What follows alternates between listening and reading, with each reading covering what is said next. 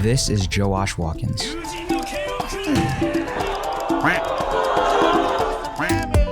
Earlier this year in May, we crossed paths at a jiu-jitsu retreat called Rolling in Tobago, and I challenged him to a roll. Let's see if I have what it takes to keep up with his fast and aggressive pace, and possibly even catch him in a submission. Josh, very humbly knowing he can toss me on my head whenever he wants, decides to sit to guard to begin the round. I'll start by being a visual pain, attempting to catch him off guard, but I want to know who the hell let me do this little number, cause I'm not fooling anyone fainting like that. Boy, if you don't... With Joash's background in MMA and Sambo, I'm trying to be cautious and avoid the wrestle up, and one way to do that is putting him on his back instead of letting him play seated guard. However, I'm still being cautious to get a feel of his overall game before I make any big decisions. After he's had enough of my atrocious guard passing, he'll willingly invite me into side control. As soon as I get down chest to chest, I can feel the kinetic energy, and I don't want to form too many committed attachments in fear that Josh might explode and roll me over. The left hand of his threatening an underhook is giving away his strategy, and if I were to place my right arm over his body, I'd be taking a big risk of Josh coming up into dogfight. Because of that, I elect to move to north-south and continue to attack from there.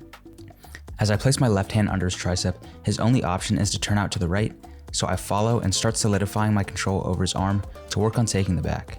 Josh very easily shakes off my hooks and comes up to top position. And from this position, if you guys watch the cross country gym leader series, then you know it's coming out. I launch myself onto Joash's neck and hit my sunsetter triangle. However, he's very quick to posture out of it, and with a 13-1 professional MMA record, I should have expected S-tier defenses.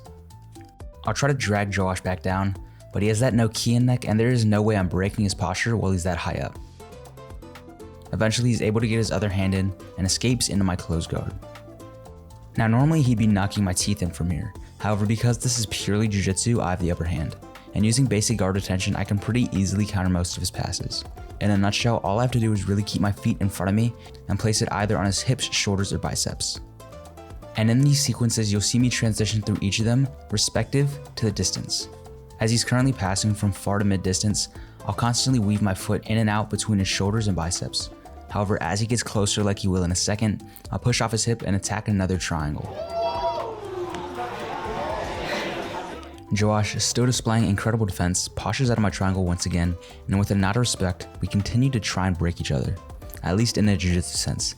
If he wanted to snap me over his knee like a twig, I doubt there would be much of a problem with that. As he continues to try and pass my guard, he leaves his left leg a little too close to my body, and I try to go for a 50-50 saddle entry. However, he just skates by and is able to kick out. As we re-engage, I attempt to hoist him up into single leg X, but he's able to explode out of it and nearly sneaks past my legs in a north-south. However, he finds himself in my half guard, and against people with incredible base and pressure, such as MMA fighters and most people who use pressure passing, I use an interesting variation of the collar tie to keep them from getting past my guard.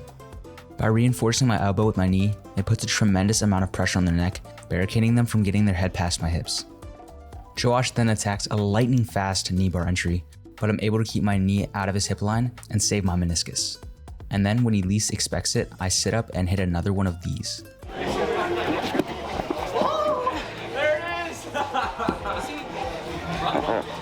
While this was definitely the deepest triangle I've scored so far, Josh once again is able to posture out of it, and knowing there's no way I'm getting his head to drop down here, I let it go and transition into K-guard. Josh senses the dangers and quickly disengages. However, after a mental reset on both ends, I can tell we are both gunning for the finish now, and it's a race to see who can outspeed who. Josh is going to take the first stab back at it with another spinning knee bar, except this time he falls victim to my Kiss the Dragon practice as I chain his submission attempt into my back take. What I should have done here is extend him forward and force his hands to the floor before I transitioned to his hips, and because of that, Josh was able to explode out and kick away. While triangles and back takes are definitely in his wheelhouse of defense, I need to start trying other attacks if I want to break through his barriers. I resort to a different guard style that focuses on hunting another basic submission. This time as Josh goes to make connections, I sit sideways with my hips elevated, waiting to clamp down on our armbar. But with arms as big as my calves, he quite effortlessly avoids it. I get stuck in an inversion and no spear addicted blue belt energy kicks in as I flail to readjust my position and recover to safety. Josh then decides it's time to stop messing around and drops down into a double underpass to throw my hips over and create critical back exposure. If I don't act fast, it's definitely game over, especially with all his size and strength. I quickly turn as he goes into a head and arm triangle, and all I can do here is survive. Now while it looks really bad, it definitely could have been a lot worse if Joash had gotten his knees off the ground and sprawled more to his hip. However, I'm able to last through it, and with an easy opening, Joash decides to move to mount. It's almost as he took my advice from here as he goes into mount, and judging by the look on my face right now, his sprawl is probably sending my lunge through the mat. After crushing me into exposing options, Joash grabs a hold of my wrist and flares my elbow to jeopardize it even more. He then places a bar over my head and sits up into something very dangerous. I know there's no fighting his strength on my arm, so I time it as well as I can and rotate my elbow at the last second to escape the submission by a literal hair. Then, after a quick power-up jump, Joash leaps over my guard to crush me and end the round with a bang.